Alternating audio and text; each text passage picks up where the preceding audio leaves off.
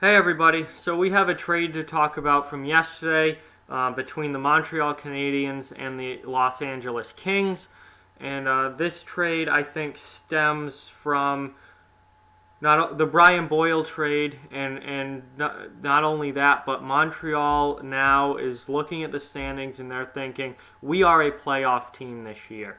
And that means we need to gear up for a playoff run this year. And for many teams, gearing up for a playoff run involves adding depth, especially depth up front, even depth on the back end. You have to have depth to win in the NHL, and you have to have depth to go deep into the playoffs.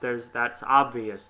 So we're going to see a lot of these types of trades with depth players and teams in the playoffs taking these bottom six guys from teams outside of the playoffs and trying to bolster their lineup, their bottom six, and make themselves better heading into the postseason.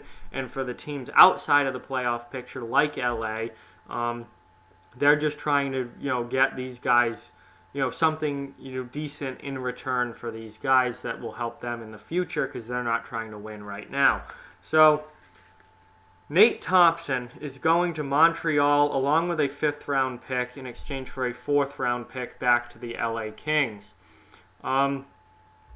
This, to me, stems almost directly from the Brian Boyle trade.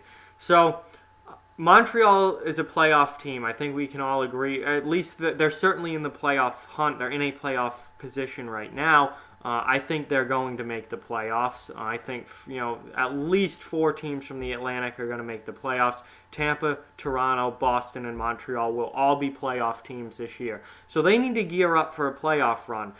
An area that every team wants to work on is depth, especially in the bottom 6. So you're going to see veteran bottom 6 guys who add a lot of value to their team get traded at this point in the season and go to these teams that are gearing up for playoff runs. Brian Boyle was the number one, depth guy. As far as a bottom 6 forward goes in the NHL, Brian Boyle is as good as it gets. And for a guy who's going to play on your 4th line, can kill penalties, great in the face-off dot, can play on the power play in a net front role, Brian Boyle was the guy. And I think a huge number of teams were in on Brian Boyle and trying to get him, which is why Nashville pulled the trigger as early as they did, because they were not going to wait around for another team to pull that deal off. That deal needed to be made as soon as possible because he was the number one guy in that role on the market. And I bet you, I don't know this for a fact, but I bet you Montreal was in on trying to acquire Brian Boyle. But Boyle went to Nashville. That deal's done. He's in Nashville now, and you need to look elsewhere. So Montreal, knowing that they're not going to get Boyle, needed to look elsewhere for that kind of a player, that bottom 6 valuable veteran guy. Nate Thompson, coming from LA. Nate Thompson is a bottom 6. He's a 4th liner. There's no doubt about that. He's a 4th line guy, but he's a veteran guy. He can kill penalties. He can play center or wing. And again, he's a valuable depth piece. He's not Brian Boyle. He's not at that level, but he's in that tier below, and he's a valuable guy for a team heading into the playoffs to add to their roster as a depth player. And that's I think we're going to see a number of trades like this from now through the trade deadline, because all of these teams going into the playoffs are looking to add these types of players. They want to improve their 4th line. They want good, healthy scratches so that if someone does get injured, they can put a quality player into the lineup and don't have to reach down to the minors or put somebody who's probably shouldn't be playing in the NHL playoffs in a playoff game and then have to only play them 4 minutes in the game, and it's basically a waste of a roster spot. You need to have depth. And not just depth through your players playing. You need to have depth in the press box as well. You need to have at least one solid, healthy scratch player, so in case an injury does occur, you can put a decent player in the lineup in place of that injured player. So, we see this every year. We've seen I mean, think in the past, a guy like Daniel Winnick was always traded at the deadline to a playoff team because he was a valuable guy in your bottom six as a fourth liner who really added a lot to a team. And there are a number of other players like that. But Winnick really jumps out to me because of what he always seemed to get traded at the deadline. Now he's out of the league now and is up there in age, but Boyle has been moved multiple times to playoff contending teams. Now Nate Thompson, LA was a playoff team last year. They weren't going to get rid of him then. They were the team looking to add people. Now LA near the bottom of the league. Montreal is the playoff team now, so they add a guy like Nate Thompson. Again, I think this is a great deal. It's the kind of moves that you have to make if you're gearing up for a playoff run. And I think we're going to see moves like this from many, many teams going into the playoffs. Some teams are probably all set as far as bottom six forwards go, and I think in pretty good shape.